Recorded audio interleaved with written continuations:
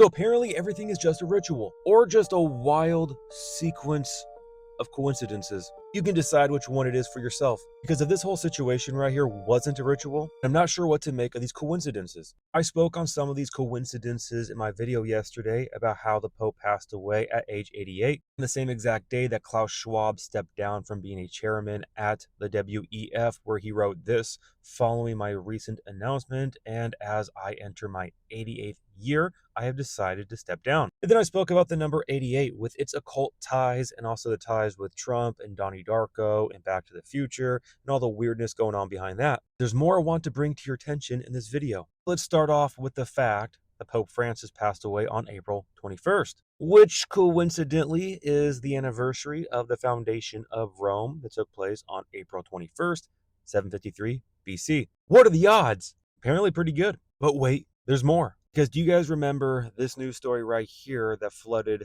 the news networks on April 7th? The return of the dire wolf, where a bioscience company genetically altered some wolves to have dire wolf characteristics, and the name of these twins that were born in October of last year were named Romulus and Remus. And look at that, another wild coincidence, because these two names come from Roman mythology, Romulus and Remus, whose story tells of the events that led to the founding of the city of Rome and the Roman kingdom by Romulus. Now remember, these two puppies were born in October of last year. But for some unknown and unseen reason, the news waited 6 months to blow the story up. Now, if you're interested in this direwolf situation, I would recommend to go to my Instagram right here and watch these two videos. But the whole point of me bringing this up to you is to show you the weird coincidences with things going on about the foundation of Rome. Because remember, all roads lead to Rome. Now, we also had this yesterday with the passing of the Pope. We have Notre Dame bells ringing 88 times, which I believe, in my own personal opinion, is symbolic of them ushering in the beast. Now, again, I find it symbolic that the bells at Notre Dame ring 88 times, which Notre Dame had the fire on April 15th, 2019, then was reopened last December, which is symbolic of the phoenix rising from the ashes. Not to mention how this is also the event that Mr. Donnie right here returned to the world stage. Oh yeah, and look at that, wearing the gold tie. Which coincidentally, we had JD Vance wearing the same gold tie this Sunday when he met with Pope Francis hours before he passed away. Now, on top of that, this Notre Dame reopening was just a giant ritual.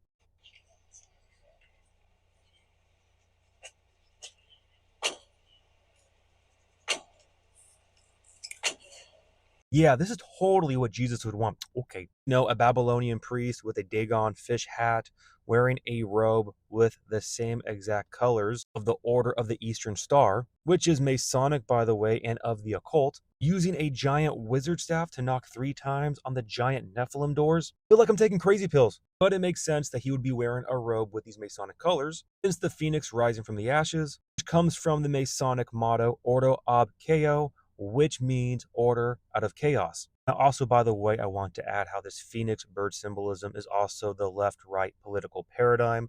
The left wing, the right wing, it doesn't matter because it is the same demonic bird, all under the same crown.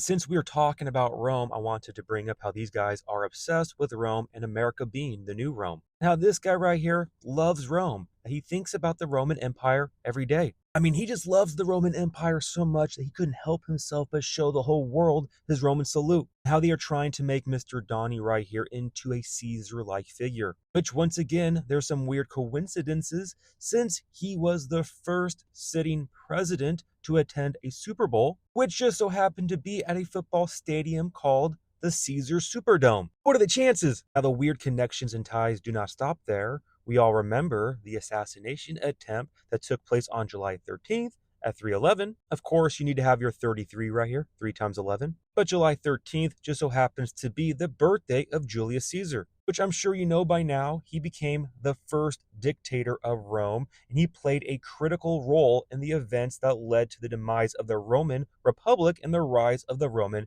Empire. Now, in my own personal opinion, I believe what we are witnessing right now is Bible prophecy and the reemergence of the Roman Empire, since the Roman Empire is the fourth and final kingdom, according to the book of Daniel. As we can see right here, the fourth beast shall be a fourth kingdom on earth, which shall be different from all other kingdoms and shall devour the whole earth, trample it and break it in pieces. That is the Roman Empire. This is why all roads lead to Rome, and the reason why it was different than any other kingdom is because of how they colonized and how they controlled other regions. They would apply their own rulers over other regions. And right now, the system that we are under is truly Roman. Hence why America is the new Rome. Because honestly, Rome never fell. It just morphed and transformed. Now, we also have Daniel chapter 2 with Nebuchadnezzar's dream of the statue of different metals.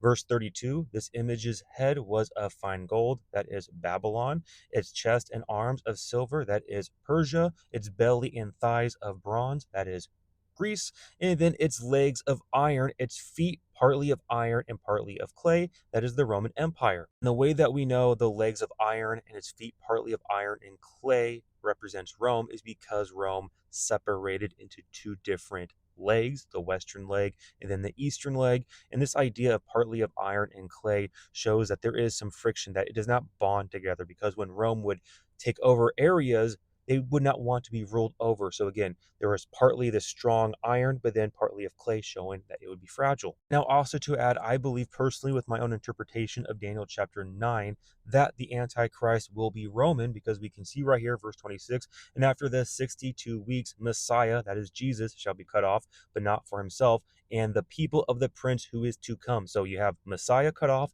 and then the prince who is to come, that is the Antichrist. Now, the prince of who is to come, the people of who shall destroy the city and the sanctuary, the end of it shall be with a flood until the end of war, desolations determined. But again, the people of the prince who is to come shall destroy the city and the sanctuary. Who destroyed the city and the sanctuary? That was the Roman Empire. So this leads me to believe right here that the prince who is to come, the Antichrist, will be from the Roman Empire, the empire that destroyed the city and the sanctuary. And again, I just find it odd that they are building this guy up right here to be a type of Caesar. Now, before I close with my finishing opinions and comments, I wanted to point out another weird coincidence. So, when did World War I start?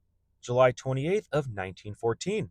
Which, once again, what a wild coincidence, the year 1914 saw Pope Pius X pass away. Oh yeah, and guess what? You know World War II, which started in the year 1939, which just so happened to be the same exact year that Pope Pius XI passed away. So yeah, you heard that correctly. Both years that each world war started had a pope passing away, which makes me think of this entire situation right here, which is very odd. Once again, the timing. So the Saturday before Easter, 2 days before Pope Francis passes away, we had this US and Iran nuclear talks held in Rome. Then on the same day that we have Pope Francis passing away, we had this news coming out, how Putin has signed the 20-year strategic partnership agreement with Iran, making the two countries officially allies. Which, for those who do not know what this means, if Iran now gets attacked by Israel, Russia will come to Iran's aid. Which means if then Israel is attacked by Russia and Iran, that America will get involved because we are allies with Israel. So pretty much World War III.